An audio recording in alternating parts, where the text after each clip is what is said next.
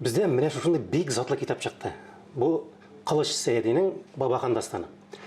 Бу дастан кайчандыр бәлки тыелган китапта булгандыр.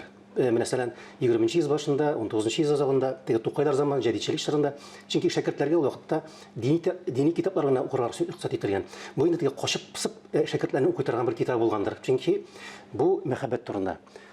Һәм бик бу дастан, легенда, һәм ул безнең төрки дөньяда төрки укучыга теге авыздан халык авызында авыз иҗатында да һәм теге язма хәлдә дә төрле формада, төрле форматта күчеп йөргән һәм бик танылган бер әсәр булган.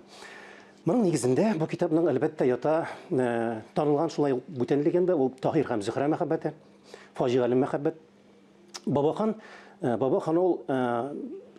ул заманда бу легендада әйтелгән шәйдә шәһәрләрнең шәһәре Татар дигән бер мәмләкәт җирлек булган, менә шуның ханы булган ул. Баба, ягъни аның теге хөрмәтле хан, дәрәҗәле хан дигәнне аңлата.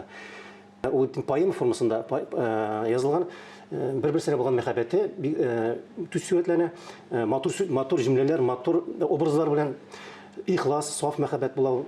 Һәм инде еллар үткәннән соң аларның мәхәббәте сүрелми, һәркайсының үзләренең язмышы була. Шулай очрашканнан соң аларның очрашу бәхетсезлек белән бетә. Бу дастан ул бик аваздаш, Ромео һәм Джульетта кебек, Лейла һәм Мәҗнүн кебек шушындай әсәрләр белән. Ул бер караганда монда теге тарихи вакыйгалар да бар кебек, легенда да бу, мәхәббәт тарихы. Ул укучының күңеленә бик хас килгән һәм бик аны яратып кабул ителгән әсәр булып килгән. Фәрит Яхин моның төзүчесе, моны шушы бүтән гомум төрки телдә язылган, менә шушы бүгенге татар укучысына яраклаштырып шәрехләгән, китергән кеше ул галим Фәрит Яхин.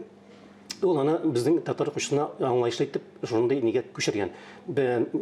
Татарстан китап нәшриятында моның безнең мөхәррире Венера Камалеева һәм бу китапны тиз генә укып ала торган түгел бу. Моны эченә китеп тәмләп, теге шигъри юлларның мәгънәсенә, фәлсәфәсенә төшенеп шайтырып китергән китап.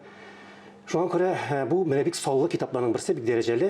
Безнең менә бизәлеше, мәсәлән, без менә Казан дәүләт университетында безнең лаборатория бар, уртак лаборатория. Шуларның яшьләр менә бизәде. Моның бизәлеше менә безнең рәссамнар үсеп килә. Шулай ук.